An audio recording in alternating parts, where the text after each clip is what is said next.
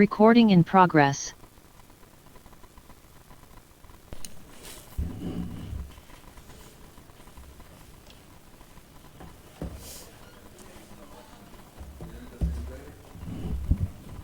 Buen día, señor presidente. Le informo que se encuentran presentes todas las partes. El doctor Arrigo se encuentra conectado por Zoom.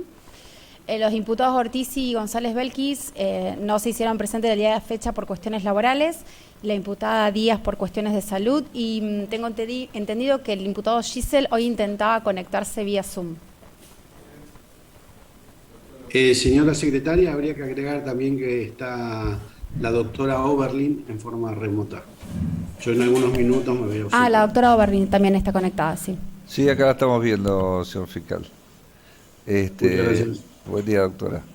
Le escuchamos, doctora Bertone. Bueno, ayer ya enunciamos en la parte introductoria, dentro de las limitaciones que nos impuso este tribunal, donde nos presentamos como Secretaría de Derechos Humanos de Nación, indicando sobre la existencia de esta responsabilidad primaria que nos pesa impulsar y llevar adelante el seguimiento procesal de las causas que versen sobre graves violaciones a los derechos humanos, como es la presente, y que en este caso fueron ocasionadas esas violaciones por parte de las fuerzas de seguridad, y así lo definió a la violencia institucional indirectamente la ley 26.811. Nos referimos ayer a las prácticas de violencia institucional con estadísticas del Servicio Público de Defensa Penal, del Ministerio Público de Acusación, un análisis de contexto del 2014 por parte de expertos como Cosi y Soso, y ya hemos anticipado que íbamos a partir de un informe realizado por el CELS y de Human Rights Watch, titulado La inseguridad policial, publicado en la página de la Corte Interamericana de Derechos Humanos, en donde se analizan 42 casos de violencia policial para cotejarlos con el caso que nos ocupa. Ese informe daba cuenta de procedimientos y prácticas que favorecen la brutalidad policial, partiendo de la facultad también para detener por averiguación de identidad o antecedentes, cuestión que ayer trató en detalle mi compañero, el doctor Berecia Artúa, con opiniones doctrinarias de jurisprudencia, y que en este caso de Franco Casco entendemos que se lo levantó en la vía pública por parte de la misma policía, siendo una detención en esta calidad por averiguación de identidad o antecedentes, y ayer se dieron las explicaciones y las razones por las cuales llegamos a esa conclusión, producto obviamente de la prueba ya producida. A continuación, lo que voy a tratar es el análisis particular de los casos referidos en ese informe y patrones de conducta policiales y judiciales. Sin ánimo de explicarle al tribunal lo que el tribunal ya sabe, debemos repasar que la violencia institucional es un fenómeno que parte de la detención por averiguación de antecedentes hasta formas más extremas de violencia, como lo es la tortura y la desaparición. Y como lo han estudiado especialistas de la talla de Sofía Tiscornia y María Victoria Pita, para que existan esas acciones más graves se necesita la habilitación sistémica de las primeras, o sea, en principio la detención por averiguación de antecedentes. Y en estos casos de violencia institucional es esencial la investigación del contexto, porque de esta manera podemos establecer patrones particulares y modus operandi con múltiples actores involucrados. Vamos a invocar dos de las categorías policiales violentas, de prácticas policiales violentas, que refiere este informe, y que son pertinentes para traer esta causa, como lo son, primero, la categoría de lesiones o muertes bajo custodia, y la segunda, sobre la desaparición forzada. La primera categoría de lesiones y muertes bajo custodia incluye las muertes y lesiones ocurridas cuando la víctima se encuentra detenida bajo custodia policial en comisarías u otras dependencias de la Fuerza de Seguridad.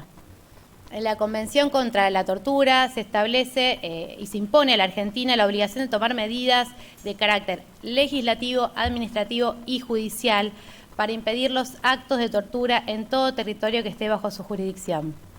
La persistencia de estas prácticas en muchas dependencias policiales se pueden enunciar brevemente en casos que ocurrieron en nuestro país. El de Sergio Durán, que la causa fue tramitada en el Tribunal de Juicio en la Sala 2 de la Cámara de Apelaciones de lo Criminal y Correccional de Morón, el de Diego Rodríguez Lagens, el de Santa Victoria Aguirre, el de Juan Domingo Benítez, Damián Villalba, Sebastián Bordón. El caso de José Luis Ojeda también. En estos casos existen serios indicios que estas lesiones y muerte que sufrieron las víctimas fueron consecuencia de las torturas y malos tratos. Y como lo he dicho acá, podemos insertar el caso, en estos casos, al de Franco Casco. Porque sobre las torturas y malos tratos a Franco hay sobrada prueba ya producida y analizada con minuciosidad por las querellas y por el señor fiscal, entre las cuales podemos destacar la fotografía que le toman a Franco en la comisaría, que fue exhibida a las dos hermanas de Franco, a Malvina Godoy y a Karina Godoy. Ambas dijeron que lo vieron hinchado, con el pómulo hinchado, que los vieron con manchas de sangre, con la remera estirada, con los ojos hinchados de rojo, con el jean que parece mojado y sucio. En el informe odontológico de la perito Marta Maldonado, con la pérdida de 3 piezas dentales en vida compatibles con trauma, de los hallazgos a nivel pulmonar en informes de autopsia realizados por la Medicina Forense de Nación, y agregamos las conclusiones de la perito Kramer sobre los informes médicos ya analizados con anterioridad en detalle por las demás querellas y fiscalía. Además, existen los testimonios de los internos alojados allí en la comisaría, que son testigos presenciales que dieron cuenta de los golpes que sufrió Franco Casco. Así tenemos un montón de testimonios, como el de Darío Navarro, que habló de los gritos desesperantes de dolor de Franco, que escuchaba que pedía agua, que le tiraron con baldazos de agua esa noche. Miguel Noriega, que habla de gritos fuera de lo normal. Cristian Holguín, que habló de gritos desgarradores, que en la comisaría era normal escuchar los gritos. Pablo Argüello, Cristian Maidana, Alejandro Busaniche, que incluso dijo que no pudieron dormir porque le pegaban mucho. Diego Di Pasquale, Matías Espinosa, que se ve que lo detuvieron, dice este chico, que lo llevaron a la comisaría, que la autoridad le pegaba y el chico le decía que no le peguen más. Daniel Alberto Ruiz, otro testigo, Jorge Escobar. Hubieron acá, por ejemplo, 2 testigos que dijeron que eran tal los golpes y gritos que pidieron que dejaran de pegarle. Este fue, bueno, Jorge Escobar. Hernán Aníbal Caballero recordó también esa situación. Y no nos sorprenden estas declaraciones tan precisas con relación a torturas y malos tratos sufridos por Franco Casco, siendo que esas prácticas de golpear, torturar y de apremios ilegales eran habituales, tal como lo mencionaron también algunos testigos, como Darío Navarro, que dijo que cuando lo detuvieron no le dieron agua, no le dieron comida, y cuando llegaron recién de tribunales les dieron los golpes y cachetazos. También relata una forma de torturar muy particular, que era que lo dejaban colgado con las esposas 4 o 3 horas. Dice, depende del corazón de ellos, dijo. Cristian Maidana dijo lo mismo, que lo colgaron en la comisaría séptima, lo colgaron en el patio de un fierro, que lo mojaron para que no se noten los golpes, entre otras torturas aberrantes. Eduardo Escobar, que era normal escuchar golpes, que en la jaulita o celita se golpeaba, que estaban todos golpeados, con la cara hinchada. Algunas veces los asistían ellos mismos, dijo. Nuevamente dice, por ahí te ponen las esposas y te dejan colgado en el aire para hacerte sentir mal, verduguearte, golpearte y maltratarte. Jesús Giupponi también relató los golpes. Daniel Busaniche, quien dijo en forma concluyente, ni un comisario ni una autoridad tienen derecho a pegarle tanto a una persona por nada. Pablo David Argüello dijo que maltrato para él eran golpes sin motivos, del que iba por averiguación de antecedentes, por parte de los policías que trabajaban en ese momento en el lugar. Y que el maltrato era en todo momento a la gente que andaba en la terminal, que mayormente no es gente que está por un delito, dijo. Eduardo Escobar también relató inclusive un episodio en que de cuando era menor. Matías Espinosa inclusive habló de que, dice, se ponen guantes de látex, cuando recibís el golpe rebota la mano, pero te hace mal, si le pedís agua te tiran el agua en la cara. Miguel Noriega dijo que es normal que siempre peguen en esa comisaría séptima, y relató que cuando se pelean entre internos entraba el comisario y los agarraba a palazos. Contó que entraba un policía y les pegaba con un palo común como una caña, que vio que le pegaron a mucha gente en la comisaría séptima. Daniel Alberto Ruiz habló de una guardia malísima, que cuando no estaba en un buen día te iban y te daban cachetazos, te maltrataban, te decían cosas, que te iban a cortar los permisos y que su madre les daba la plata cuando se iba a presentar. Cristian Holguín habló también, refirió a los golpes y que te esposaban desnudo contra la pared, te daban con fierros, te tiraban con baldazos de agua. Hernán Caballero dijo, utilizan agua para mojarte muchas veces y que mayormente te golpeaban con las manos.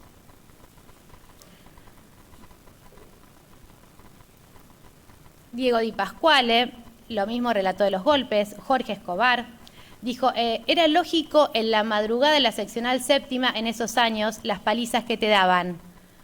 Era normal eso. Y dijo, tenías que ser un príncipe o un doctor o algo para que no te peguen. Pero si sos uno de la calle o del ambiente o un delincuente o alcoholizado, la costumbre, la ley es que te muelen a palos, que nunca miden las consecuencias de pegarte. Y aquí le pregunto, ¿qué es no medir las consecuencias de pegarte? Como medir un golpe, pegar en la nuca, en el cuello, en los dientes, en la boca, en el ojo, en la cabeza, en la oreja. Siempre fue golpear hasta que tu cuerpo o aguante o hasta que ellos se cansen. Dijo, estas personas que pasaron por ahí, que fueron torturadas o golpeadas, casi ninguno ingresaban al penal porque no caían con causa. Era en el transcurso de 6 u 8 horas para averiguación de antecedentes. Estas declaraciones testimoniales son un medio de prueba que se debe privilegiar frente a los modos particulares de ejecución, como lo es en que se borran deliberadamente las huellas, o bien cuando se trata de delitos que no se dejan rastros de su perpetración. Todos estos hechos declarados por los testigos adquieren valor y relevancia debido a la enorme vinculación que se reconocen con el hecho que sometemos ahora a debate. Siendo que a partir de estos hechos declarados y probados se deducen y analizan una conclusión unívoca y necesaria, es decir, a la conclusión sobre la existencia de torturas y malos tratos por parte del personal policial a todos estos testigos, quienes se encontraron en diferentes momentos en el mismo lugar de detención y circunstancias que las de Franco Casco. La segunda categoría de práctica policial violenta que abordaremos es la desaparición forzada, frente a la cual debemos decir que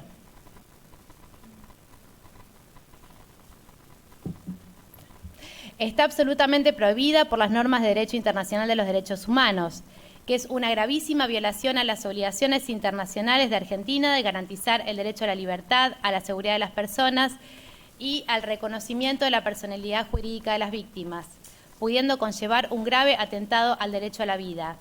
Este caso permite comprobar que la práctica de la desaparición forzada no ha sido erradicada de la Argentina, ya que con el objetivo de borrar los rastros de otras violaciones a los derechos humanos, como en este caso detención arbitraria, torturas y muerte, miembros de la Fuerza de Seguridad ocultan el paradero o destino de las víctimas o niegan que algunas personas privadas de la libertad se encuentren bajo su custodia, como una y otra vez se la negaron a la familia de Franco Casco. Y que, como hemos dicho, que no fue erradicada en nuestro país la desaparición forzada, ya que es un hecho conocido que en la Argentina durante los años 70 existió esta práctica masiva y sistemática como política de exterminio de la disidencia política, y la mera constatación de que persiste aún en democracia es suficiente para que nos sintamos alarmados y dediquemos todos nuestros esfuerzos para su sanción. En los casos de desapariciones, incluso como lo he dicho, como categoría de prácticas policiales violentas, se dice que la víctima es detenida por personal policial y que a partir de ese momento desaparecen circunstancias tales que es posible presumir la responsabilidad policial en el hecho. Vamos a citar algunos ejemplos pertinentes de diversos casos, como el de Andrés Núñez, que desapareció en septiembre de 1990 en La Plata, el de Adolfo Garrido y Raúl Baigorria, del año 90 en Mendoza, el caso de Mario Goemba, en marzo del 2008 en Misiones, y bueno, también el caso de Miguel Ángel Bru, que era estudiante universitario, que voy a hacer un resumen breve de este caso por la pertinencia que tiene para el presente. Allí funcionarios policiales de la Comisaría Novena de la Ciudad de La Plata fueron los autores de la desaparición del joven Y según la versión policial, Bru nunca estuvo detenido en la comisaría 9ª, pero una cantidad de testigos que se encontraban detenidos ahí declararon a la justicia que vieron al joven y que fue golpeado y torturado en el patio de la dependencia. Otros testigos dijeron en este caso de Bru que los policías, después de golpearlo, arrastraron al joven a un baño para tratar de reanimarlo y con posterioridad lo retiraron de la dependencia en el baúl de un automóvil. Aún se desconoce el destino del cuerpo. En este caso, las pericias determinaron que el libro de guardia de la comisaría había sido adulterado, que se había borrado el nombre de Bru y que se lo había sustituido por el de José Luis Fernández, un hombre detenido esa noche por averiguación de identidad. Todo vínculo con este caso, vuelvo a decir, no es casualidad, sino que son parte de patrones de conducta policiales en nuestro país. Es decir, que después de presenciar toda la producción probatoria en este caso, estamos en condiciones de agregar a Franco Casco a esta lista, quien estuvo desaparecido por 24 días. Como se probó y analizó por las partes acusadoras precedentes, se inició la desaparición de Franco cuando fue ingresado a la comisaría 7ª, sin registrar su ingreso el día 6 de octubre de 2014, hasta que recuperó su cuerpo en el río, el día 30 de octubre del 2014. En el caso que ya mencioné en las anteriores partes, que es el de Iván Torres Millacura, que desapareció el 3 de octubre del 2003 en Comodoro Rivadavia y que en 2016 2 policías fueron declarados culpables, la Corte Interamericana dijo que por la naturaleza de la desaparición forzada se lo colocó Iván Torres en una grave situación de vulnerabilidad y riesgo de sufrir daños irreparables a su integridad personal y a su vida. Y sostuvo que la desaparición forzada es violatoria del derecho a la integridad personal porque el solo hecho del aislamiento prolongado y de la incomunicación coactiva es un tratamiento cruel e inhumano en contradicción con los párrafos 1 y 2 de la Convención Interamericana. Ahora bien, tras realizar un análisis comparativo de estas causas del informe referido, que en el informe mismo encuentran relaciones y similitudes entre sí, nosotros las encontramos a las similitudes con el caso de Franco Casco, lo que nos permite compartir conclusiones y pensar, como lo he dicho, que no son casualidad, sino que implican prácticas policiales violentas arraigadas en toda la institución desde hace muchos años, con patrones de actuación y ocultamiento de la policía para esta clase de casos. Que muchos casos analizados y que siguen ocurriendo en donde ha existido violencia institucional, el factor que los caracteriza es la impunidad, ya que el involucramiento de funcionarios estatales en forma directa o indirecta incide negativamente en la respuesta del aparato de investigación penal. Es así que para procurar esa impunidad podemos dar cuenta de graves irregularidades que en realidad se tratan de prácticas que aparecen en los casos estudiados de violencia institucional, en donde ha sido posible comprobar 3 cuestiones. Primero, que se constituye una versión falsa de los acontecimientos y en ese sentido se fabrican delitos para incriminar a personas inocentes. En segundo lugar, que se ocultan, destruyen o fabrican pruebas para desvincular a los policías. Y en tercer lugar, se amenaza, amedrenta o se toman represalias contra testigos, familiares o víctimas. Estas irregularidades que los acusados en este caso pretendieron justificar o hacerlas pasar como simples negligencias que tenían adentro de la comisaría y que son justificaciones que fueron desvirtuadas por la prueba ya valorada, solo pueden atribuirse a un patrón que se reitera en diversos casos de violencia institucional una y otra vez y para procurar esa impunidad y que concuerdan con lo ocurrido en este caso. Así, si volvemos a recordar este primer supuesto de prácticas vinculadas con graves irregularidades para procurar impunidad sobre la construcción de una versión falsa de los acontecimientos y que se fabrican delitos para incriminar a las víctimas, a personas inocentes, existen en todos estos casos falsas versiones oficiales de los hechos y este caso no es la excepción. Es decir, en casi todos los casos de brutalidad policial, la primera versión oficial de los hechos es la difundida por la institución y presenta los sucesos de manera distorsionada, justificando siempre el accionar de los agentes policiales. Esta primera versión policial de los hechos se sostiene usualmente que hubo un enfrentamiento o un supuesto de resistencia a la autoridad, como fue en este caso. y es sostenida por las autoridades institucionales y políticas y es el inicio del proceso de incriminación de la víctima.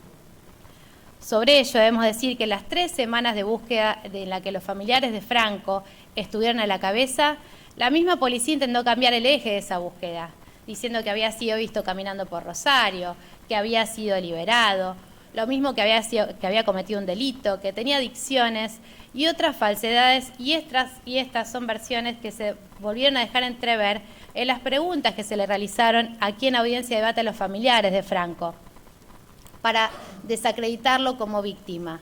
Por ejemplo, cito la audiencia del 8 de febrero en que a su hermana Karina se le preguntó si Franco consumía droga, si había estado detenido en Buenos Aires o Florencio Varela, si tenía suficiente dinero en su billetera para venir a Rosario, entre otros puntos. Podemos decir que no existe un solo caso en que los miembros de la Fuerza de Seguridad hayan reconocido el hecho sin atinar a confeccionar una versión que mejore su situación procesal. Versión que escuchamos acá a lo largo de una y otra vez las declaraciones indagatorias y ampliaciones que hicieron los acusados en este debate. En este caso, la necesidad de este tipo de construcción pasó principalmente por justificar el levantamiento de Franco en la vía pública como responsable de una supuesta resistencia a la autoridad y ubicarlo al día siguiente con una falsa fecha de detención y acompañando a ello información falsa al fiscal, sumado a ello el informe médico de Celaya, sin que lo hubiera visto, el testimonio falso de Crespo, entre otros puntos analizados ya por mis colegas, junto con los detalles de llamadas y registraciones que no guardan relación con lo que efectivamente ha sucedido. Todas las formas de actuación policial descritas por las partes acusadoras implican fraguar las circunstancias en que ocurrieron los hechos, de forma tal en que estos coincidan con su versión policial. Y una forma extrema de incriminación de las víctimas es la fabricación de delitos, fraguando causas por esos delitos, como en este caso el delito de resistencia a la autoridad. Y como lo dijo una de las partes acusadoras, la causa penal por atentado a la autoridad fue una causa armada. A modo de ejemplo, el caso de José Luis Ojeda, que está referido en ese informe ya citado, implicó la aplicación de esta metodología. Ojeda, en una causa que fue tramitada ante el Juzgado Nacional o Criminal de Instrucción número 43, fue torturado en una comisaría de la Policía Federal por haberse resistido a la detención. Los oficiales intervinientes negaron entonces su participación en los hechos y declararon que el procedimiento se había debido a denuncias de los vecinos. Luego de que hiciera la denuncia ante la justicia federal, ante la justicia le fueron atribuidos hechos delictivos que no había cometido y por ello estuvo detenido incluso en la unidad penitenciaria de Caseros. Y en esta causa, las primeras explicaciones falsas dadas por los imputados fueron las que motivaron el armado del legajo de resistencia a la autoridad con todas las irregularidades ya evidenciadas por los anteriores acusadores. En segundo lugar, en cuanto a estas prácticas de graves irregularidades para procurar impunidad, se pudo comprobar que en los casos de violencia institucional existe la práctica de ocultar, destruir o fabricar pruebas para desvincular a los policías. Y para sostener esta versión oficial durante la investigación se deben recurrir a las más diversas formas para ocultar o destruir estas pruebas de cargo y fabricar las que son necesarias para probar la explicación inventada. En todos los casos que pasaré a mencionar, a modo de ejemplo y por sus similitudes con esta causa, que fueron invocados en el informe, la policía intentó y muchas veces logró borrar, hacer desaparecer o cambiar las pruebas del hecho. Ello representa sin duda un gravísimo entorpecimiento a la investigación judicial de los crímenes. En el caso de Alejandro Miravete, la policía lavó las manchas de sangre y otras pistas de la calle, según lo declararon los testigos dentro de esa causa que tramitó ante el Tribunal Oral en lo Criminal 28 de la Ciudad de Buenos Aires. El caso de Cristian Sicovici, caso dentro del cual la policía adulteró los libros administrativos de la comisaría y de las armas utilizadas. En su momento, la jueza interviniente investigó la responsabilidad penal del personal de la comisaría y comprobó que las diligencias encargadas a la policía fueron intencionalmente demoradas y resultaron en adulteraciones de los libros administrativos y de las armas utilizadas. Todo lo que coincida con esta causa no es casualidad, sino que son patrones recurrentes en el accionar policial. el caso de Sergio Durán, en donde la autopsia fue falsificada, así como el libro de entrada de detenidos de la comisaría, tal como surge de la causa tramitada ante la Sala 2 de la Cámara de Apelaciones de lo Criminal y Correccional de Morón. El caso de Marta Edith Parolari, en que durante el proceso judicial se probó la adulteración en el libro de guardia de la comisaría y que la pericia caligráfica ordenada por el juez se comprobó que la policía había borrado la parte del libro donde se consignaba el número de balas que la patrulla había reintegrado cuando vuelve a la comisaría y donde además fue asentado que el subcomisario se encontraba en la comisaría esa noche y que solo habían salido de patrulla otros 2 policías. Esto tramitó como tribunal de juicio de la Cámara de Apelaciones en lo Criminal y Correccional de La Plata. En el caso de Sebastián Bordón, donde los libros de guardia de la Comisaría 38 de San Rafael, Mendoza, fueron adulterados. En ese caso, los libros de registro policial, el regreso de la patrulla que trasladó al joven, se consignó la frase "sin novedades", indicando que no habían participado de ningún hecho anómalo. En nuestro caso de Franco Casco, se lavaron las muestras de sangre del lugar al que llaman incomunicado, así como en los casos que he referido. Bueno, la Química López dijo que reconoció que la técnica de luminol dio positivo. También se probó que este lugar transitorio lo limpiaba el personal policial o, como ocurrió en este caso, que fue limpiado por el entonces delegado líder de los internos de nombre Carlos Irusta, así lo afirmó el testigo Daniel Busaniche, o que fue reconocido por el mismo Carlos Irusta ante este tribunal. A su vez, hubieron diversas irregularidades en la primera autopsia de Franco, ya que a pesar de que se trata de un caso de violencia institucional y que debió ser objeto de una autopsia completa y minuciosa, acorde con las directrices del protocolo de Minnesota, no se hizo. Después hubieron graves irregularidades en la documentación elaborada por la policía de la misma comisaría. En cada una de las actas aparece la falta de firmas, las fechas diferentes, el nombre diferente que se le dio a Franco, que en lugar de Casco lo asentaron como Godoy, las constancias en los libros de guardia, bueno, en fin, muchísimas ya enumeradas por las anteriores partes acusadoras. También se aportó selectivamente cámaras de videovigilancia que fueron incorporadas por personal de asuntos internos sin mandar el grueso de las grabaciones supuestamente secuestradas.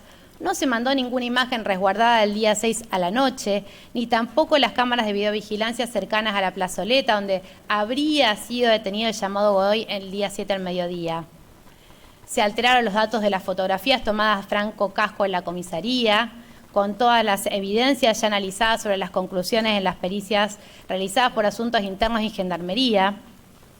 Y por último, la actitud encubridora de los integrantes de la Comisaría Séptima de no mandar información sobre la detención de Franco a la Comisaría 20 que se encargaba de búsqueda de paradero. Debemos reiterar que en todos los casos que hemos citado, a modo de ejemplo, la policía intentó y muchas veces logró borrar, hacer desaparecer o cambiar las pruebas del hecho, lo que, como he mencionado, se trata de un gravísimo entorpecimiento en la investigación judicial de los crímenes. Y a su vez, en tercer lugar, en estos otros 3 supuestos de las graves irregularidades que implican generar impunidad, también se ha dado la reiteración de la característica en cuanto a la presencia de amenazas y amedrentamientos a testigos o represalias sobre ellos o las víctimas. Las amenazas y el amedrentamiento de testigos y familiares a las propias víctimas son usadas habitualmente por la policía como otro mecanismo para obstaculizar la investigación de los hechos de brutalidad policial. Estos aprietes pueden tomar simplemente la forma de llamadas telefónicas, seguimiento a los testigos, encuentros supuestamente casuales en los que se recomienda no hacer declaraciones sobre el hecho. Y aunque en general se trata de acciones anónimas, se tratan de serios indicios que permiten suponer la participación policial en ellas.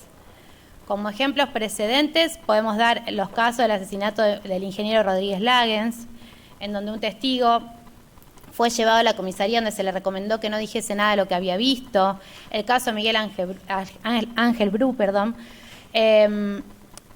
en donde varios de los testigos fueron víctimas de detenciones arbitrarias o agravamiento de las condiciones de detención. Acá el testigo Pablo Argüello dijo: saliendo con permiso sufrí amenaza, además me sacaron de un pabellón, me tuvieron que meter en un resguardo y me metieron en un buzón. En Piñero, en la unidad 3, recibía amenazas a través de las visitas. Cristian Maidana contó que un policía que trabajó en la comisaría séptima le dijo que le debía que si se acordaba de él, y le dijo que era de la causa de la séptima, y lo amenazó con dispararle en ese momento. Matías Espinosa dijo: uno de los policías de la séptima me dijo en la calle que me iba a matar. Cristian Holguín dijo: en el transcurso de salidas laborales había marchas, luego lo ocurrió con Franco en la comisaría, y llegó un día antes, me pide fuego a alguien de la marcha, y ahí lo hacen pasar directamente y lo apretaron mal, dijo. Y lo mismo pasó en un episodio en que un policía que estaba en la comisaría le pidió de realizar un trabajo, le preguntó si había ido a declarar por esta causa y que al tiempo veía autos que se paraban en la esquina de su casa hasta que en un momento, cuando venía a trabajar, le frenaron al lado con un arma y le dijeron que no declare, que si no le iban a matar.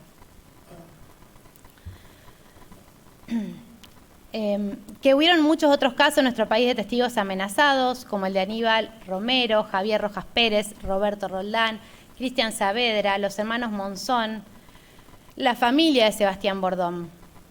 En el caso también de Alejandro Mirabete. No existen además mecanismos adecuados para asegurar la comparecencia de quienes pueden esclarecer un caso de violencia policial. Vivimos acá muchísimos casos de testigos citados, vueltos a citar, sobre quienes nunca se los localizó en sus domicilios o en sus lugares habituales y nunca pudieron hacerlos comparecer a este juicio. Es oportuno resaltar que en los testimonios citados por los internos existió el miedo evidenciado. Todos y cada uno de ellos, aunque algunos intentaban menguarlo cuando se les preguntaba infructuosamente, puesto que a continuación o negaban lo dicho anteriormente, que obviamente es comprometedor para los acusados, o aludían a una falta de memoria, y no es para menos, tratándose de personal policial el implicado y de la desaparición y muerte de una persona por su accionar. Cabe decir que no solo es central el testimonio de los detenidos, quienes fueron víctimas de violencia institucional en diferentes oportunidades dentro de la comisaría séptima, sino también es relevante el testimonio de los familiares. Y a todos estos testimonios se intentó recurrentemente desacreditarlos y también fueron cuestionados. Y esto es también un patrón también, ya que cuando se denuncia la violencia institucional, con frecuencia ante el sistema judicial se desacreditan los testimonios de las víctimas y sus familiares. Por último, reafirmamos la ausencia de controles adecuados en este caso como el de Franco Casco. El círculo de la impunidad policial se cierra necesariamente con la ausencia de controles adecuados. La usual ineficacia de las formas de control institucionales provoca el desamparo de los ciudadanos, quienes solo pueden recurrir a los medios de comunicación social, a la solidaridad de amigos y vecinos y a los organismos de derechos humanos. Estas prácticas son posibles en virtud del alto grado de autonomía que revisten los cuerpos de prevención, represión e investigación del delito, con tanto respecto a controles internos a las instituciones, como por ejemplo el de asuntos internos en esta causa, así como la ineficiencia de controles externos e investigación judicial. La falta de persecución de los delitos cometidos por los agentes policiales para encubrir a sus colegas involucrados en casos de brutalidad es otra de las grandes falencias del sistema. Asimismo, los mecanismos de control interno inversamente a lo debido son a veces utilizados para disuadir a aquellos que quieran cuestionar o de otro modo desafíen a las autoridades. Imaginamos en este caso, con la ya acreditada relación entre el comisario Álvarez y los agentes de asuntos internos, ¿cabía la posibilidad de que algún efectivo de la comisaría pueda imaginarse denunciando el hecho sin que ello no suponga un elevado riesgo para su carrera? Creemos que difícilmente. Por tanto, las presiones internas suelen generar los ya conocidos pactos de silencio y solo que en este caso, como en tantos otros, ese pacto y la no denuncia es una forma de participación en el delito. En cuanto al proceder de asuntos internos, nos vamos a remitir a las cuestiones ya analizadas y ampliadas por las partes acusadoras que nos precedieron. Por otra parte, la única forma de lograr una investigación objetiva e imparcial ante un hecho de violencia institucional obliga a que las primeras actuaciones en las investigaciones sean realizadas por otra fuerza que la sospechada. Claramente no se hizo en esta causa, violando los protocolos internacionales específicos de Estambul, de Minnesota, que expresamente establecen el cambio de fuerza. Sobre este punto, el testigo Máximo Soso dijo: la provincia de Santa Fe se destaca porque en 1998 se creó la División Provincial de Asuntos Internos para mejorar los mecanismos de control y que no dependiera del jefe de la policía, sino del gobierno. Generó efectos limitados. En el 2000 hicimos una investigación y descubrimos que seguía trabajando como anteriormente. Había una práctica de suspender los procedimientos administrativos a la espera que se tramite el procedimiento judicial, entonces se iniciaban y no se concluían. Y el control judicial de los casos de violencia institucional se enfrenta a numerosos obstáculos. Por eso encontramos pocas condenas frente a casos relevados. Y de los mecanismos de control interno siguen dejando mucho que desear y en lugar de producir una investigación adecuada, muchas veces funcionan como encubrimiento de lo que la policía hace. En una auditoría interna de la policía, dijo este testigo, que no se publicó, de esa misma Dirección de Asuntos Internos, el 22% de la policía de Santa Fe tiene una causa penal abierta por haber cometido un delito. Alto volumen de comportamiento problemático, dijo. Y por último, en estos casos de violencia institucional, existe dilatación de las investigaciones y procesos que se extienden indefinidamente, en este caso, más de 8 años. Sobreseguimientos, faltas de mérito en algunos agentes o peritos involucrados en el caso, entre otras dilaciones, contribuyen a afianzar la impunidad, provocando que el paso del tiempo conspire contra la obtención de las pruebas y que no se logre esclarecer el crimen. Ni bien se conoció la desaparición de Franco al principio, con el determinante haber sido visto por última vez en la Comisaría Séptima de Rosario, se hicieron presentaciones para que la causa se viniera a la Justicia Federal por el deber de prioridad de investigación del caso como posible delito de desaparición forzada, tal como se establece a nivel convencional. Pero recién 2 meses y medio después de la desaparición de Franco, la causa arranca en la Justicia Federal como debió haber ocurrido inmediatamente después del hecho. Además, el procedimiento escrito que se usa durante la investigación en este fuero, más la burocratización, falta de publicidad y otros defectos afines, permite la acumulación de diligencias en un cúmulo de hojas que luego no son trascendentes, pero que demoran la tramitación, como lo vimos en esta causa. Estos son solo algunos de los puntos que explican la dilatación del juzgamiento y la pérdida de los primeros días de investigación en manos de la propia policía sospechada del crimen. Y como punto previo a finalizar, vamos a invocar los compromisos internacionales de nuestro Estado Nacional en materia de derechos humanos, que ya referimos que cuando hablamos de violencia institucional se trata de un concepto que abarca prácticas que implican graves violaciones a los derechos humanos y que estas prácticas se desarrollan en forma sistemática y estructural y tienen como resultado retardar, obstaculizar e impedir el acceso a los derechos humanos. Al tratarse de hechos que implican graves violaciones de los derechos humanos, como el objeto del presente, y que pueden acarrear responsabilidad internacional del Estado argentino, todas las instituciones públicas y en especial los órganos encargados de impartir justicia deben tener presentes estos conceptos, así como deben tenerse en cuenta las especiales características de este tipo de violaciones de derechos humanos, como las enunciadas ya en el cotejo con otros casos similares. Y deben tenerse presente también y dar satisfacción a las necesidades de las víctimas, de los atropellos y las de sus familiares, y que esta satisfacción a las necesidades de las víctimas se incluye el conocimiento de la verdad sobre las razones por las que se cometieron los hechos vinculados con el derecho a la verdad, el que ha surgido como respuesta frente a la falta de esclarecimiento, investigación, juzgamiento y sanción de estos casos. En el mencionado caso Bulacio, que ayer ya ha referido mi colega, aparece el derecho a la verdad. Y dice, la investigación de los hechos satisface el derecho a la verdad que tiene toda víctima.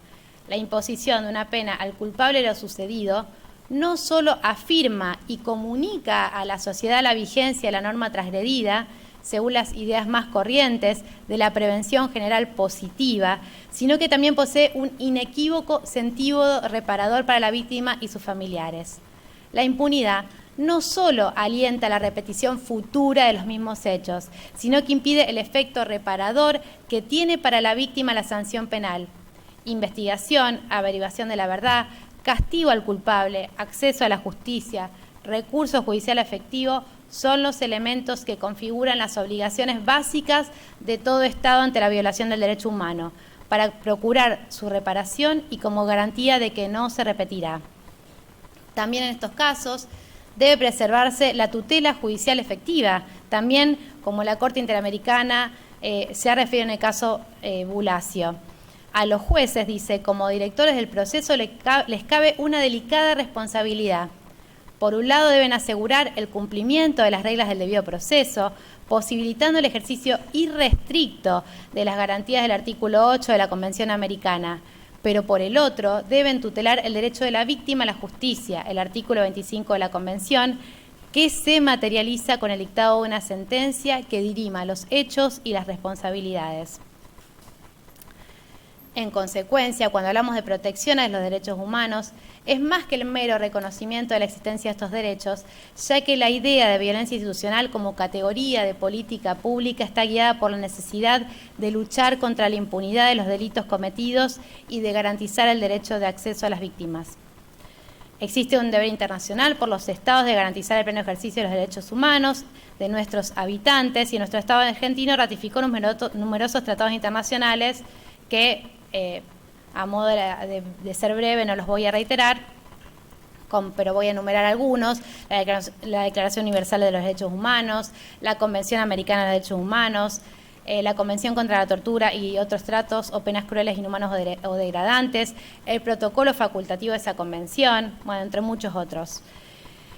En virtud de lo anteriormente expuesto, se desprende que es el Estado quien tiene la obligación de garantizar la plena vigencia de los derechos humanos de todos sus habitantes, y que en caso de incumplimiento, es decir, en caso de permitir que los funcionarios participen en ejecuciones extrajudiciales o en actos de tortura u otros maltratos, como ya los descritos, o que incurran en detenciones arbitrarias, Argentina está violando las obligaciones internacionales que contrajo al convertirse en parte de esos tratados, y podría ser condenado internacionalmente por los sistemas internacionales de protección de los derechos humanos. Entonces, la Secretaría de Derechos Humanos de Nación tiene legitimación para hacer conocer su preocupación, toda vez que es la encargada de realizar la defensa del Estado argentino ante los organismos internacionales de los derechos humanos, que a su vez, en parte de esos tratados, Argentina también se comprometió a adoptar todas las medidas a su alcance para prevenir que esos abusos tengan lugar. Esta obligación de prevención se traduce en un sentido más amplio, en que las investigaciones de los abusos y el hecho de que los responsables deban comparecer ante la justicia también hacen parte de una sana política de prevención y asimismo de reparación a las víctimas. Esto es, debemos resaltar los efectos reparatorios del proceso judicial, incluyendo la sentencia que pone fin al debate de las cuestiones en conflicto, determinando quiénes fueron las víctimas y quiénes los responsables. A su vez, a dichos efectos reparatorios debemos agregar que la Secretaría de Derechos Humanos de Nación lleva adelante una política pública de señalizaciones en hechos graves de violencia institucional. Ya se realizaron 33 señalizaciones, y en nuestra ciudad ya se hizo la señalización del caso de Jonathan Herrera, y que llegado el caso en esta causa también asumiremos esa tarea. Por otra parte, teniendo en cuenta los elementos esenciales de la responsabilidad internacional del Estado por un hecho ilícito, es decir, una acción u omisión contraria a una obligación internacional y que ella sea imputable a un Estado, consideramos que en temas de violencia institucional cobra relevancia, como ya lo hemos adelantado, la dimensión respecto a la respuesta judicial obtenida en el ámbito interno. Es trascendente la sentencia judicial a dictarse en el presente, y es expreso nuestro pedido de que se sancione a los responsables de las torturas, muerte y desaparición de Franco Casco, así como también a aquellos oficiales en la cadena de mando o que dentro de sus funciones fueron responsables por haberlas tolerado o encubierto. Se ha dicho que cuando un integrante de la Fuerza de Seguridad detiene sin razón, lastima o mata, tiene lugar un apagón en el derecho. En ese acto se suspende la ley y la realidad se conforma como si el Estado tuviera el derecho de dañar sin mediación alguna. Y en relación a ello también, como ya lo hemos referido, existe un principio desigualitario que organiza el uso de la violencia por parte del Estado, en este caso el personal policial, ya que el respeto a la vida y la integridad no es universal, pareciera, sino que su vigencia abarca a ciertas personas y lugares y excluye injustamente a otras.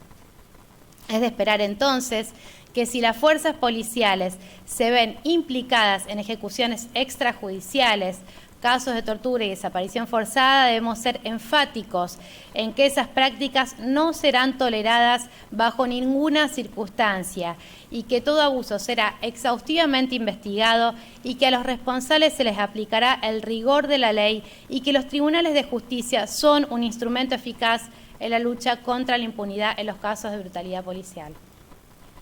Por este motivo, debemos sostener los estándares de los tratados internacionales invocados y ratificar una vez más las obligaciones que tienen los Estados de investigar, identificar a los responsables, imponer penas adecuadas y proporcionales, así como de garantizar el derecho de las víctimas a un recurso eficaz a la verdad y a la reparación, lo que resulta también indispensable para ser aplicado a esta causa en particular y a tener en cuenta en la futura sentencia a dictarse.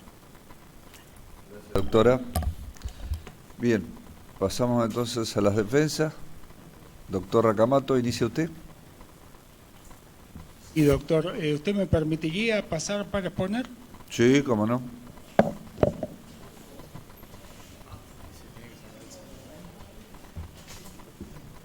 ¿Qué quiere?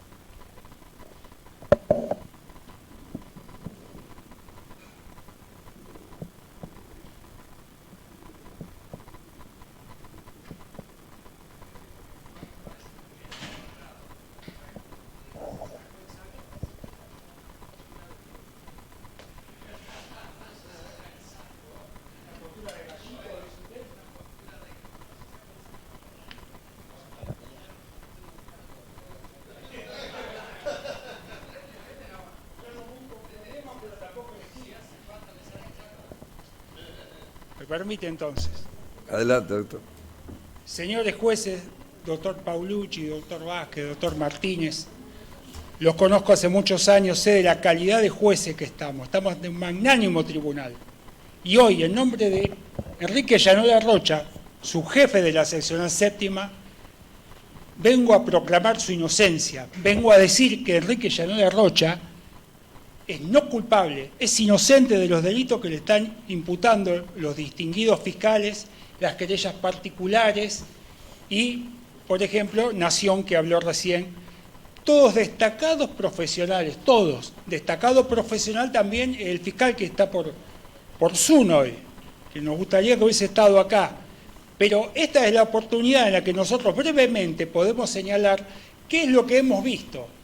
¿Qué es lo que ha pasado? Porque nos sorprende que tanta virulencia contra esta gente. Son policías, son los agentes del orden. Resulta que ahora los presos son más importantes que los policías. Es una barbaridad lo que está pasando. La liviandad con la que se acusa, señores jueces, es rayana con algo irrisorio. Es decir, no podría haber acontecido esto nunca. El artículo 393 del Código de Procedimiento me permite formular conclusiones y pedir la absolución, como pediré al final de mi monólogo. Y aquí voy a plantear un tema que es muy simple. Enrique Llanola Rocha me pregunta, en reiteradas oportunidades me dice, ¿se hará justicia en mi caso? Y yo no le respondo, no le respondo. Y siguiendo con esto, ha acontecido en este caso, el doctor Renzo Viga, gran abogado como todos los que están aquí, obtuvo un video, que es el que luego vamos a proyectar, en lo cual se lo ve caminando a Franco Casco. Y esa situación a nosotros nos pone, en la circunstancia, en ese momento, 28 de diciembre del 2021, cuando inicia el juicio, nos pone en la posibilidad de decir, el fiscal va a decir, esto, ya está, tengo que dejar a esta gente libre, porque no podía ser que siga insistiendo con una culpabilidad cuando había visto esto. Pero hubo unas discusiones así, hubo un intercambio de palabras entre los abogados, entre nosotros, pensando, ¿planteamos la libertad? ¿No la planteamos? Yo no fui de la idea de plantearla porque pensé que tan ínclito fiscal, tan ilustre funcionario, ¿qué debía hacer? Él mismo iba a decir, esto lo doy por concluido, esta causa se lo iba a presentar a ustedes. ¿Ustedes recuerdan el caso de Almazo? Nora Dalmazo fue asesinada en Río Cuarto en el año 2006. Hace poco estuvo el juicio oral, el último juicio, porque se acusó a medio mundo en ese juicio. Y por último se había acusado al marido. Y el fiscal, distinguido, ilustre fiscal, que tuve la oportunidad de saludarlo y felicitarlo, pese a que para mí las fiscalías son lo malo y lo bueno somos nosotros, yo vi en esa oportunidad un tipo íntegro, y él lo dijo en una declaración, yo soy una persona íntegra y no soy un oportunista, y pido la absolución. Y dijo, no voy a acusar por acusar. Y nos sorprendió y me pegó de tal manera que lo tuve que contactar, porque me encantó lo que dijo. Él vio que Macarrón no tenía nada que ver. Y hubiésemos esperado, toda esta gente hubiese esperado también que acá hubiese pasado lo mismo. Que el ilustre, porque lo hemos visto en juicios orales, la elocuencia que tiene, ¿qué le hubiese dicho a ustedes, señores jueces, esto no puede seguir, porque no pasó nada, porque ¿qué está aconteciendo acá? Hay dos teorías que dicen. Teoría del caso, expresión que odio, y ya le voy a decir por qué, porque no hay dos teorías del caso. Esto fue lo que dicen ellos y está lo que pasó, la realidad, todo lo que han dicho hasta el hartazgo, toda la gente. Entonces nosotros estamos buscando de explicar y que el tribunal comprenda que todo lo que están diciendo del día 6 de octubre del 2014 no aconteció. Y lo que pasó el día 7 es la realidad de lo que fue. Por eso nadie mintió, nadie dijo nada, nadie se contradijo. Han sido realmente sorprendentes las declaraciones de Álvarez, que si se llega a recibir de abogado lo contrato para mi estudio. Me encantó cómo habló, lo que dijo, lo felicité. Fue así. Hubiésemos esperado que esta gente hubiese advertido esta situación de lo que estaba pasando. Miren, señores jueces, yo fui 11 años periodista del diario La Capital, de la sección policial del diario. Escribía todos los domingos notas, a lo mejor los que somos más grandes nos acordamos, los que no. Y luego casi 30 años de abogado. Nunca vi una barbaridad como esto que le está pasando a esta gente. Nunca. Y es necesario que lo diga. En estas circunstancias yo he escuchado que cada uno de los que expuso tuvo la libertad de leer o de hablar o decir lo que quiera, y agradezco que ustedes me la den a mí en esta oportunidad y luego a mis colegas. Nunca vi una locura de esta, nunca vi lo que pasó, pero puedo explicar brevemente que esto ha acontecido porque los agentes del orden están en una situación hoy en día que tendríamos que pedirle perdón en vez de enjuiciarlo. Perdón porque porque gente que lo acusa, cuando se le roba la cartera a la esposa o se quiebra una uña, llaman al 911 y llaman a esta gente.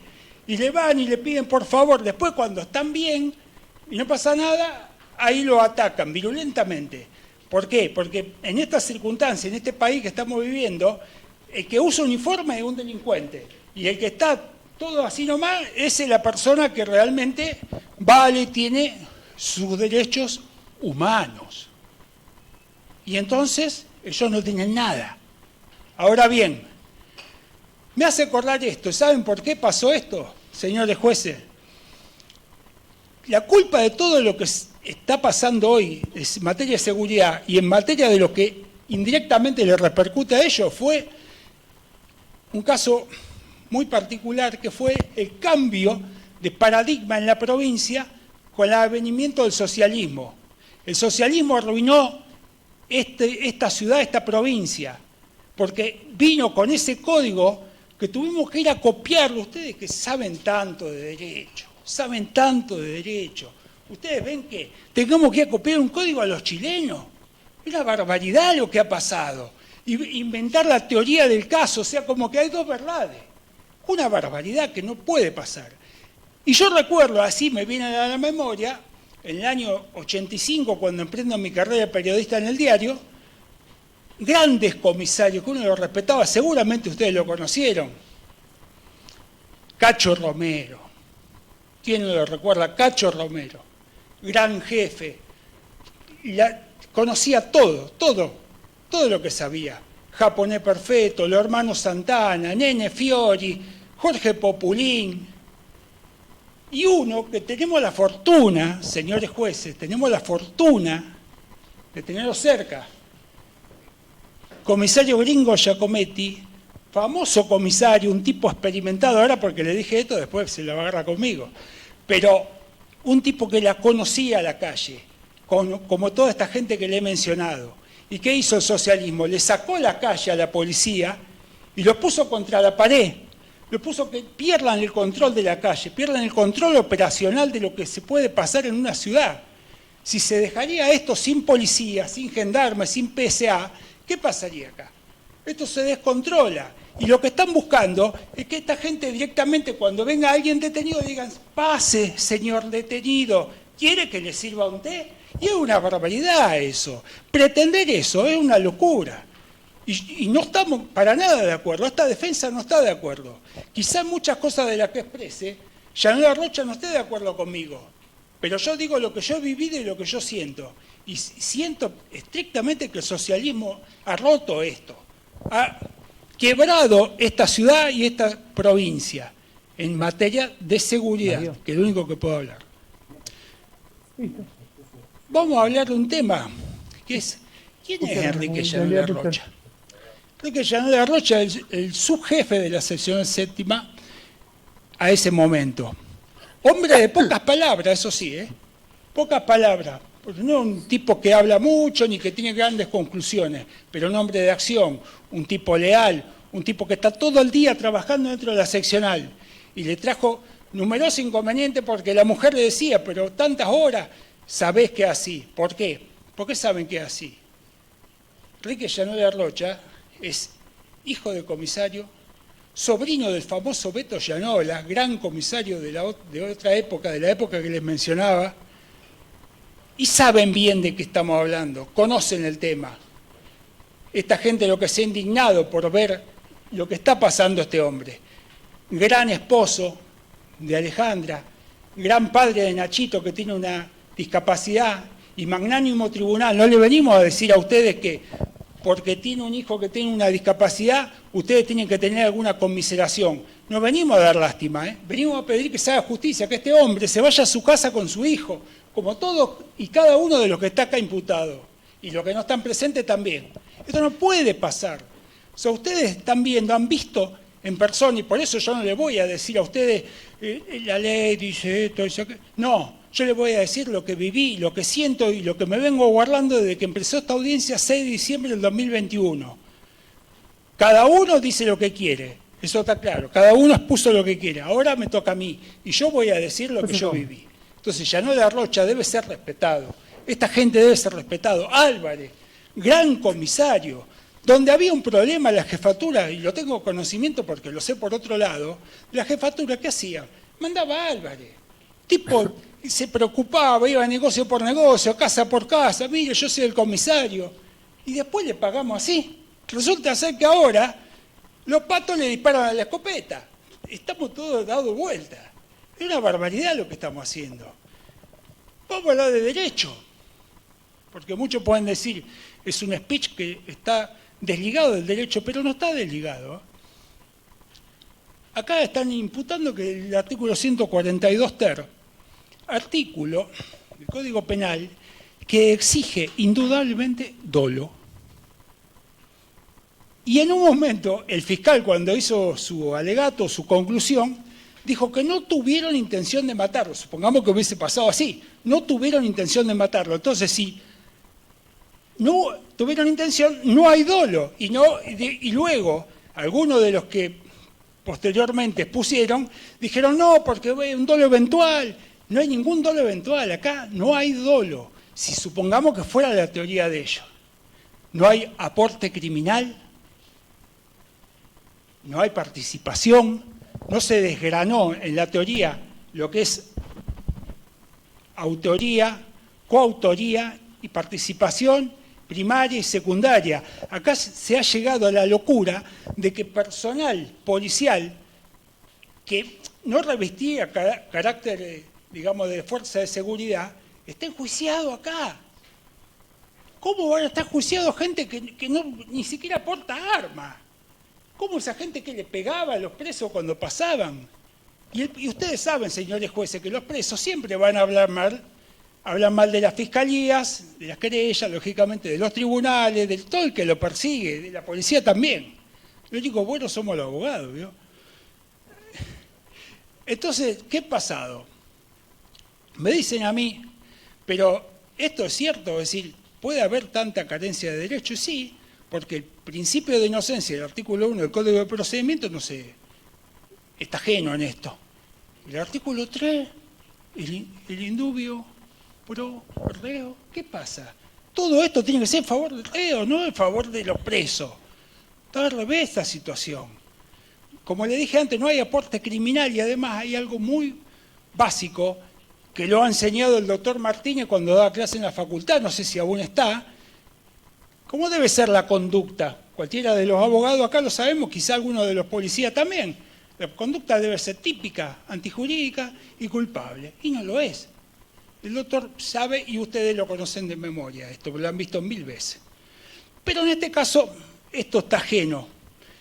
No hay móvil para el crimen. Acá, ¿por qué esta gente mató a este pibe? Nosotros lamentamos realmente lo que pasó, porque lo lamentamos de corazón. Nos duele lo que le pasó a este chico, porque sin conocerlo nos duele y nos duele lo que pasa a la familia. Pero porque se le truncó la vida y se terminó la vida de Franco, le quieren quitar la vida a esta gente. A esta gente se le va la vida en esto. Entonces a mí me gustaría, señores jueces, que ustedes todas estas circunstancias, en detalle, cuando dictan una resolución que me imagino que pasará a 200 páginas con los ojos cerrados, se pongan estas cuestiones de resalto. Vamos a hablar de materia de prueba ahora. ¿Qué ha pasado acá en este juicio? Hubo numerosa cantidad de pruebas. Acá se llegó a cuestionar a Carlos Félix Rodríguez, una institución por sí mismo. Carlos Félix Rodríguez, uno de los mejores médicos legistas, ustedes lo conocen, saben de quién hablo. Él vino acá, declaró, vio que no había lesiones, premortem, que estaba todo en orden. No, pero eso no vale porque favorece a la policía. Cuando vino el doctor Esperanza, perito, está bien, de la parte de la defensa. Esperanza, ¿qué dijo? También lo mismo, coincidió con Rodríguez. Cuando vinieron los gendarmes y hablaron de los lazos, de los cabos, porque acá en este juicio se ha confundido cabo con soga. O sea, una locura. Pero bueno, los nudos que hacía la prefectura para extraer el cadáver, las contrataciones que se hicieron en el lugar y todo lo que sea color beige, color verde, color negro, todo uniforme es malo, todo lo que hacen está mal. Y eso no puede ser. Nosotros como hombres de derecho, ustedes tan magnánimo tribunal, no pueden avalar esto. No pueden avalar que esta gente sea enjuiciada por solamente vestir un uniforme. Ahora bien, toda esta prueba, como los testigos, los peritos, los gendarmes, todos los policías que han venido, hay una carencia de elemento probatorio. No hay prueba, señores jueces, no hay prueba incriminante. Toda la prueba que hay es desincriminante. Y observen también que en este caso yo en ejercicio de la defensa de Enrique Llanola Rocha, voy a hacer hincapié en 3 pruebas. Todas las demás las referí, porque las declaraciones de los presos, como dijo la gran periodista Alejandra Ojeda, dijo, hay 27 declaraciones de presos, hay 27 versiones, y una gran verdad de lo que pasó. No hay 2 que coincidan.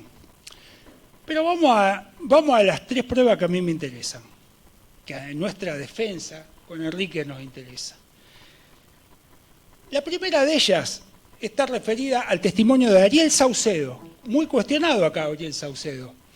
Ariel Saucedo, gran policía, conocedor de la calle, hasta estaba imputado en esta causa.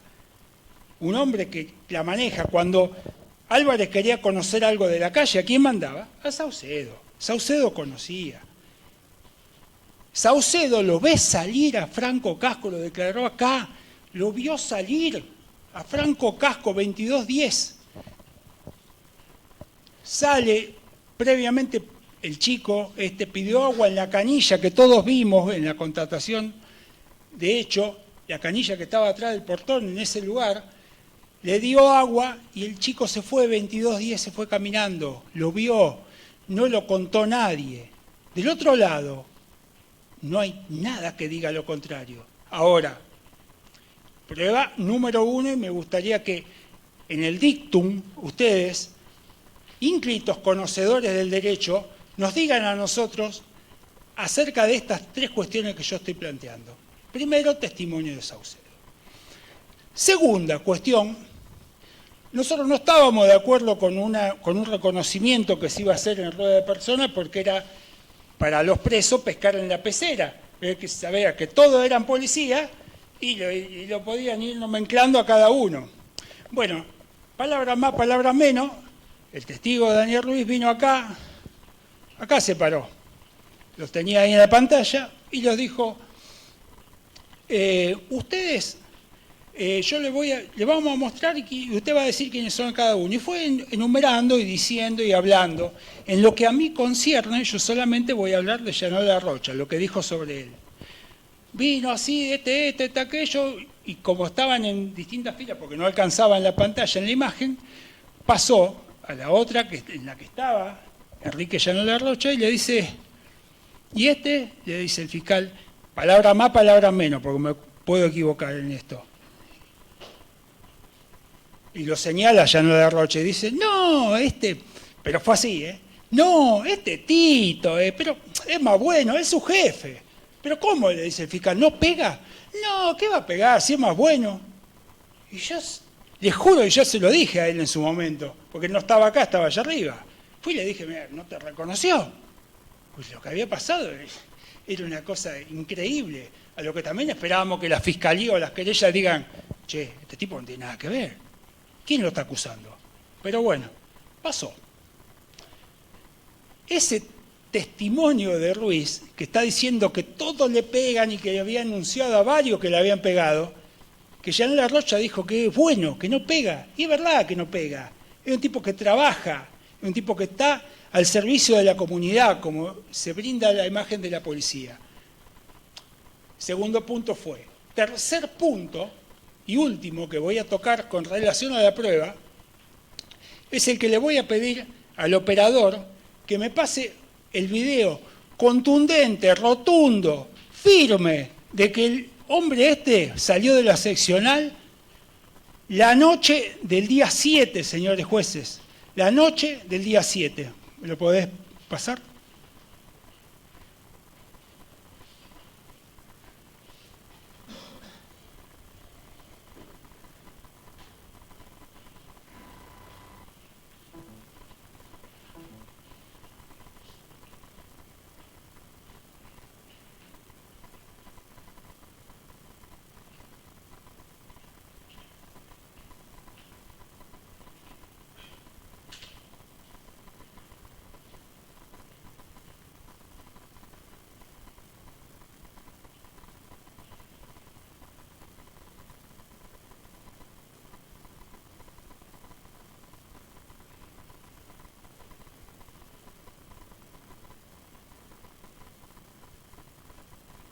díganme que no es Franco Casco. Hemos visto la foto. Yo sin conocerlo, todos los que están acá lo vieron. Es Franco Casco, ¿quién va a ser ese? Paralo, está bien. Ahora, fíjense, señores jueces, un pibe que está desorientado, ¿dónde está? Al lado de la cancha central, Génova y Avellaneda, está yendo para el norte, vuelve, está desorientado, una persona que va caminando por el medio de la calle, 3:38 de la mañana, ¿es así o no, Franco? 3:38 de la mañana del día 8 de octubre, es decir, prácticamente 5 horas después de que salió de la seccional. No sabía volver, estaba bien orientado, iba para la casa de la tía en la calle Génova, pero en una numeración superior, iba para la casa de la tía. 3:38, señores jueces, recuérdenlo cuando dicten el fallo. Ese hombre que se ve caminando ahí, todos van a coincidir conmigo en que es Franco Casco, no hay otro, es él. Ustedes piensan que por casualidad que va a haber dos tipos iguales. Sobre la marcha al final de las audiencias salió que había un tipo nuevo, que nunca se lo llamó, que nunca vino, que se llamaba Salinas, que era un Socias de Casco, cuando en realidad no hay ningún Socias. Ese es Casco caminando. La familia, lógicamente, que lo conoce más que yo, no puede venir acá y sentarse delante de ustedes y decir, no, sí, es mi hijo, porque se terminaba el juicio acá nomás. Pero nosotros lo tenemos que hacer valer. Y eso a nosotros nos dejó realmente convencidos de que ese muchacho había salido de la seccional, en los términos que se había dicho en su oportunidad.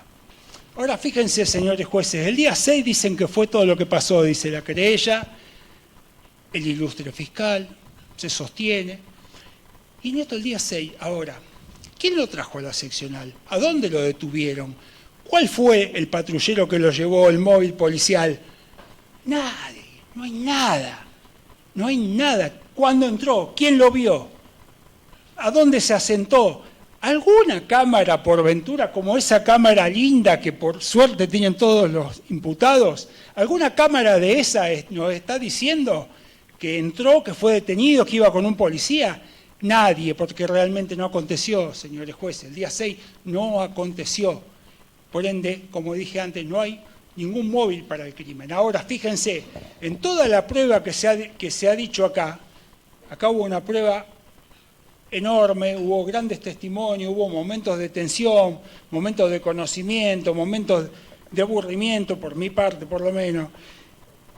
¿Qué ha pasado? Hemos visto de todo, pero ¿hemos visto alguna prueba incriminante contra Yanole Rocha? ¿Alguien dijo algo de Yanole Rocha? Sí, sí, me acuerdo. Dijeron, hizo la consulta con el fiscal Álvaro Campo. Ese fue el delito de Yanole Rocha. Está preso por haber hecho una consulta legal al fiscal, como la que hacía todos los días por cada uno de los detenidos. Y la hizo 2203. Y por ende, por lo mismo, está Ana Costa, está Giselle, y están mezclados toda esta gente por una mentira. Estamos en el final, en la recta final de estas conclusiones de este abogado. Ustedes saben que en la ley siciliana consuetudinaria está la omertà, que el pacto de silencio de la mafia. Yo soy descendiente de italiano, conozco bien esto. La omertà, toda esta gente, todos ellos se pusieron de acuerdo para no contar nada. Dijeron, bueno, lo matamos, no decimos nada. Se incorporan 5 personas de asuntos internos. Entonces también vinieron a protegerlo, se plegaron a la omertà, dijeron tampoco vamos a decir nada a nosotros. ¿Ustedes piensan que ante una posibilidad de ser condenado a prisión perpetua, a 500 años de prisión, esta gente no hubiese saltado alguno y hubiese dicho, no, pará, si fuiste vos el que lo mataste? O como nos hemos dicho con Yanole Rocha en los descansos, ¿qué novedades hay que tener? Dice el guardia entrante. No, nada, todo bien, todo en orden. Ah, sí, solamente que tenemos un muerto y lo tiramos arriba, así que no te hagas problema. Es una locura, es una locura.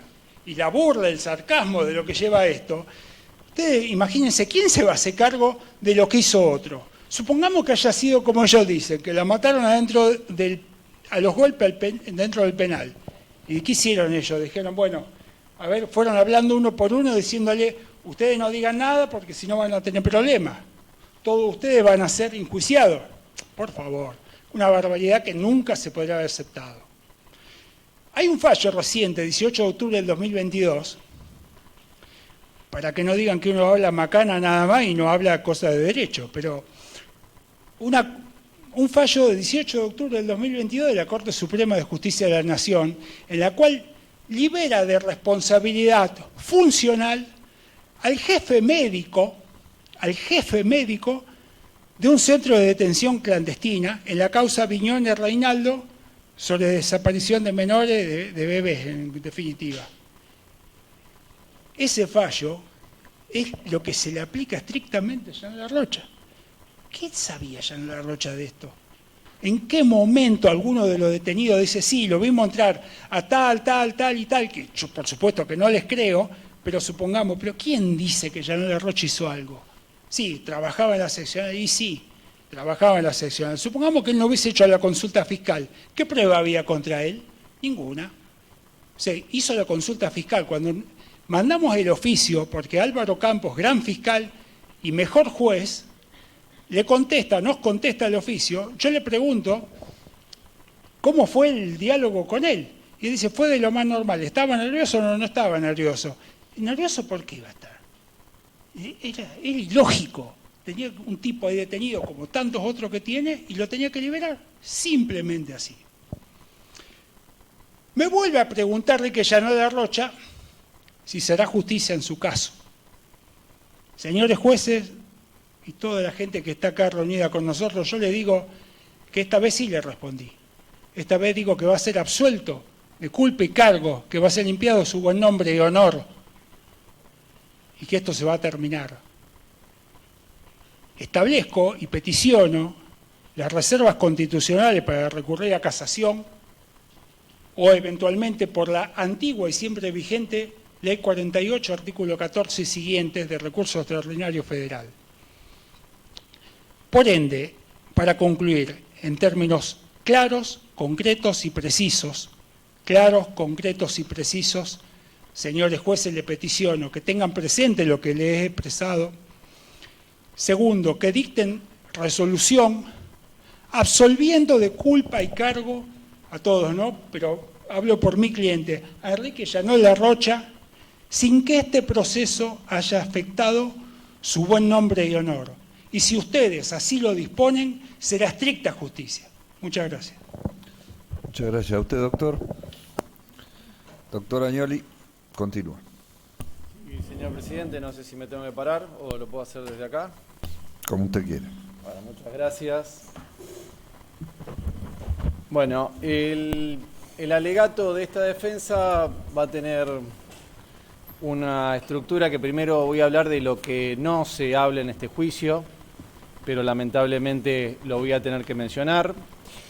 Vamos a hablar del requerimiento de elevación a juicio, cuál fue la impresión de este abogado al momento de tener contacto con el mismo, las diferencias entre lo que es una denuncia, una noticia criminis, un mero anoticiamiento, los requisitos del tipo, tanto subjetivo como objetivo, y la prueba en particular, o sea, cuáles son las acciones específicas que se le imputan a mi asistido Daniel Crespo.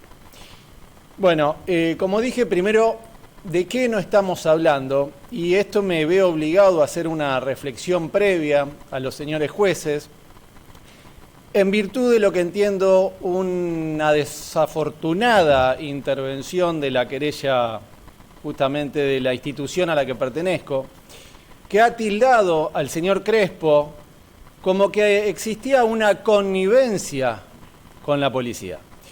Si bien entiendo que está más allá del alcance de las funciones propias de la querella particular, no existe prueba alguna que sustente esta irracionalidad. Y también, señores jueces, debe verse de que no se puede construir desde el discurso. Ya, lamentablemente, en este país estamos acostumbrados a las construcciones del discurso que vivimos diciendo los argentinos y no haciendo nada. pero en este caso las consecuencias son muy graves y entiendo yo que lo que pretendía la querella particular era influir negativamente en el ánimo de los jueces para la percepción o la resolución posterior de la cuestión. Entonces, de eso no estamos hablando. Acá estamos hablando de un falso testimonio. La segunda cuestión que quiero mencionar es cuando tengo el primer contacto con la causa, una delegación que me realiza el doctor Gesino, leo el requerimiento de elevación a juicio, promediando el requerimiento. Ya sobre el final digo, pero ¿qué tiene que ver esto con la causa Casco? Porque las testimoniales que le venían imputando a Crespo, que eran 4, uno las leía y decía, pero ¿quién habló de Casco? No nombra ningún casco, no hay descripciones físicas de ninguna de las dos personas que él menciona, o descripciones físicas finas a eso. Vamos, de las dos personas que él menciona durante sus deposiciones. Pero claro, al final del requerimiento y antes del petitorio, decía que el comisario Álvarez era el que decía que justamente una de las personas que estaba mencionando Crespo era Franco Casco. Ah, dije, bueno, entonces no es por lo que dice mi asistido Crespo, sino es por lo que dice la policía que tiene que ver con Crespo. Cosa totalmente distinta. Y quiero hacer hincapié en esto, ¿no? En lo que menciona Crespo con relación al que sería Casco, que Crespo no sabía que era Casco, ni yo lo sé hoy si es Casco, sino que estamos presuponiendo. Lo importante es que él hablaba de esta persona, pero no denuncia que realizó conducta típica alguna. Él manifiesta que había una persona de espaldas que cruzó miradas con otro que venía mirando picaporte. ¿De qué hablamos, señores jueces? ¿Eso es una denuncia? No. ¿Eso es una noticia criminis? No. ¿Es una mera sospecha? Tampoco. ¿Qué sospecho? ¿Que cruzó una mirada? Y él lo dice claramente en sus alegaciones. Es una mera circunstancia que pasó, que él vio y la manifiesta.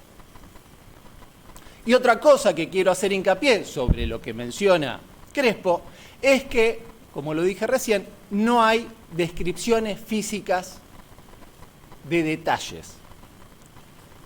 No hay mención a conducta delictiva, solamente, como dije, menciona que estaba sentado en una plaza y cruzaba las miradas. Ahora, entonces, bueno, pero ¿y cómo podemos vincular a esta persona sentada con Casco? Como lo dice el comisario Álvarez. Fácil. 2 elementos. ¿Cuáles eran? Un jean, porque tenía jean, la persona que menciona Crespo, y Crespo dice, tenía un jean oscuro, y tenía una remera, mangas largas, también oscura. Listo. Nada más. Ni altura, porque lo ve sentado, lo ve de espalda, ni color de tez, ni nada, ni ningún otro elemento que nos permitan vincularlo. ¿Y cuál es la consecuencia de esta circunstancia de que termine vinculado en esta causa, en semejante causa, el señor Crespo? Es que termina siendo una víctima de las circunstancias. Yo no sé si la policía mintió o no mintió, y ese va a ser el trabajo de ustedes. Y si utilizó la versión de Crespo para sumársela a sus argumentos y salir beneficiado con esas circunstancias. Porque no sé si las circunstancias existieron o no.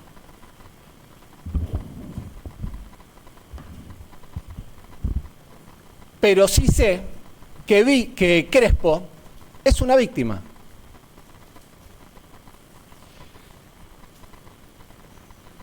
Ahora quiero hacer una cuestión referida a la denuncia. El artículo 264 del Código Procesal Provincial establece que la denuncia puede hacerse en forma verbal o escrita.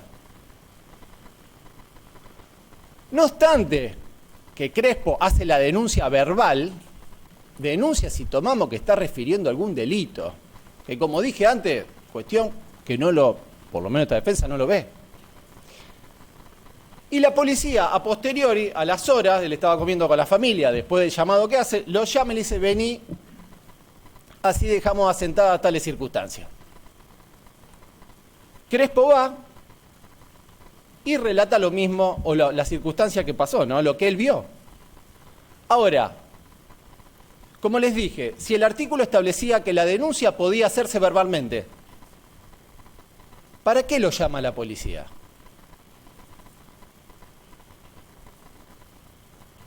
Insisto, las conclusiones son suyas, señores jueces. Pero Crespo bajo ninguna circunstancia tenía la intención de avalar una versión policial. Como lo dije, lo pretende la querella. Porque bien lo dijo el doctor Racamato, ¿no? Parecería una parodia. A ver, ¿quién se quiere sumar a la desaparición de este muchacho? ¿Nos podés dar una mano? Que se nos fue la mano ayer con una golpiza y lo queremos hacer desaparecer. Crespo seguramente, y cualquier vecino comprometido con la seguridad pública diría que sí. Verdaderamente. Bueno, ahora vamos al análisis específico de las 4 declaraciones que se le achacan a Crespo.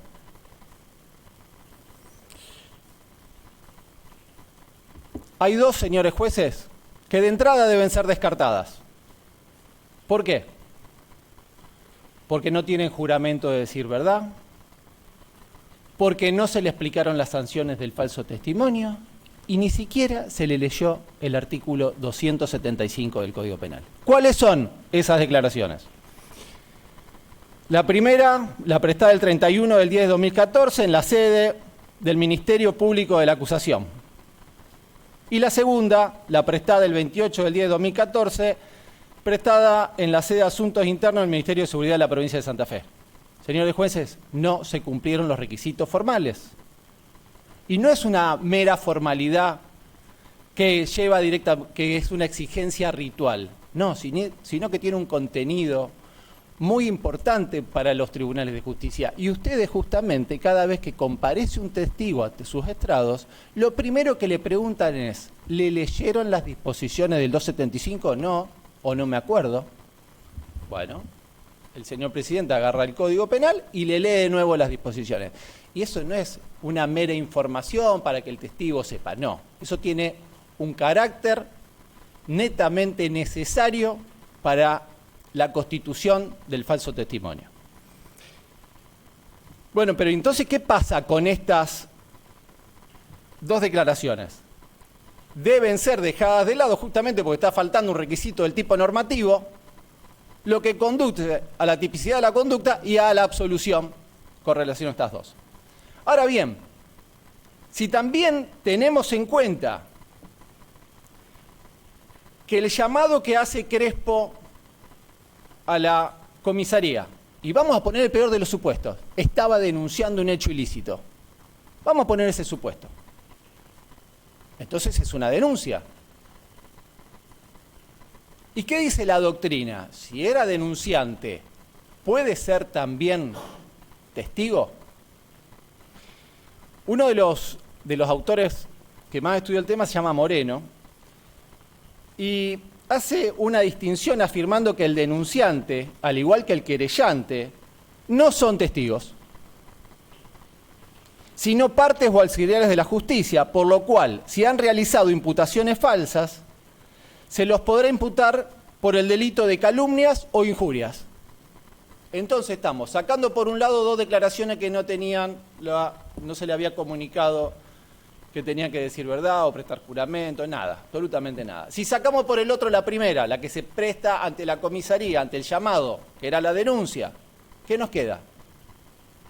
Nos queda una sola, que es la prestada en última instancia ante el Ministerio Público Fiscal, acá en la Justicia Federal, que claramente no puede ser autocontradictoria. Y lleva de nuevo, todas estas circunstancias, llevan de nuevo a la absolución del señor Crespo. Ahora bien, también puedo señalar varios planteos subsidiarios Y el primero va a estar relacionado a lo que tienen adentro las declaraciones.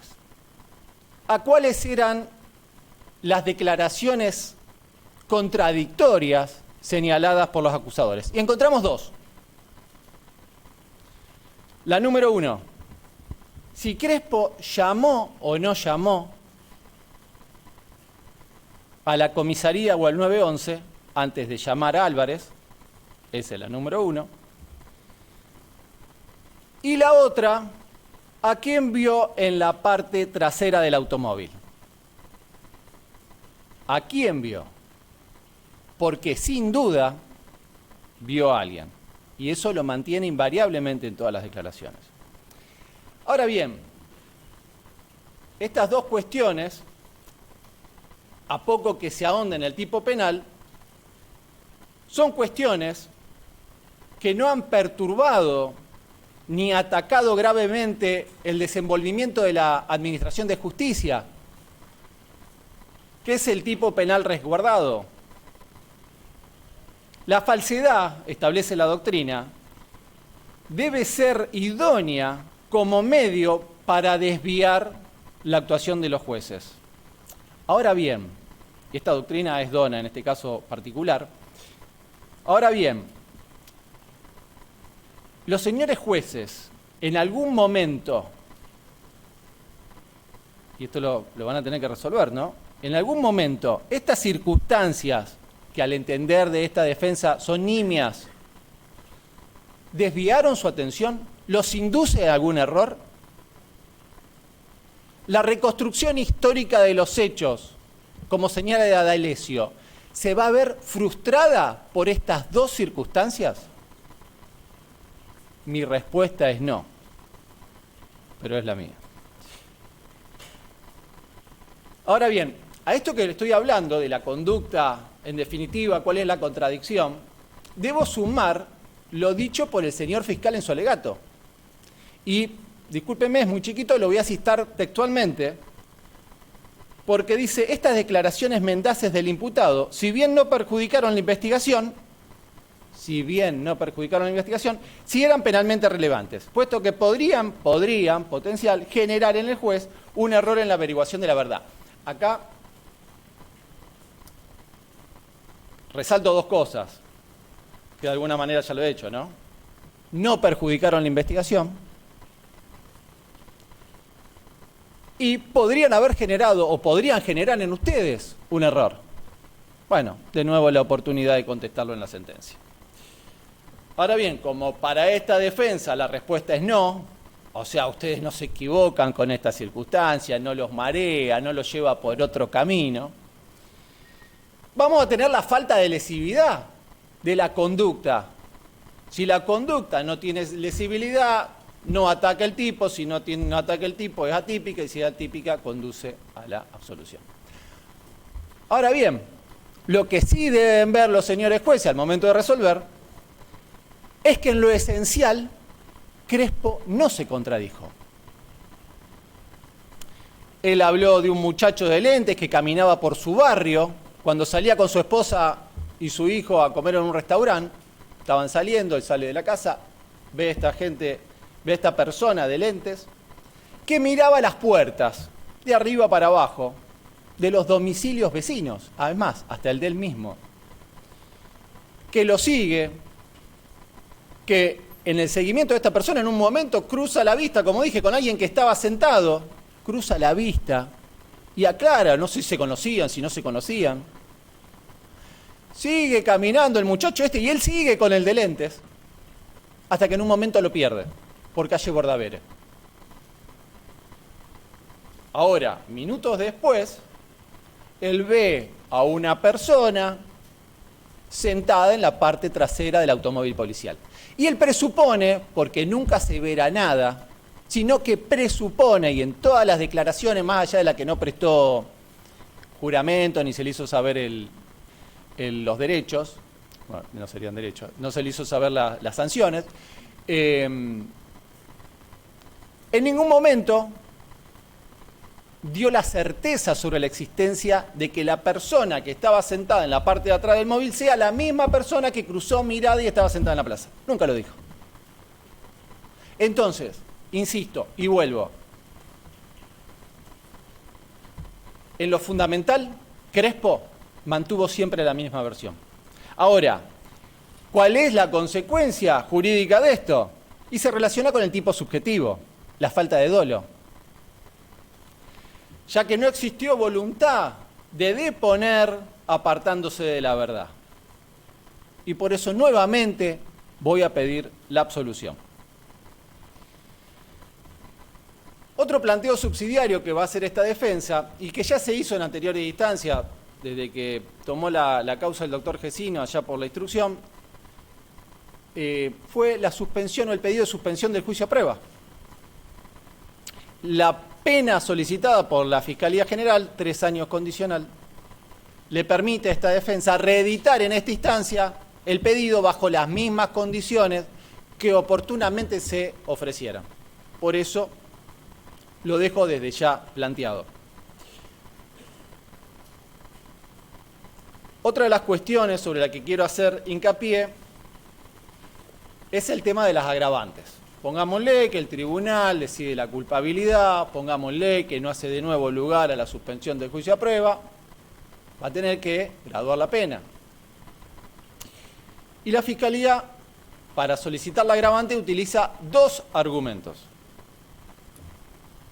El primero, que sabía que las declaraciones de Crespo eran en el marco de una causa por desaparición de persona. Falta de prueba, digo yo. ¿Por qué falta de prueba? Porque Crespo no lo sabía eso. En la primera no lo sabía. Salvo que probemos la connivencia preexistente entre Crespo y algún empleado policial, Crespo no sabía dónde estaba declarando.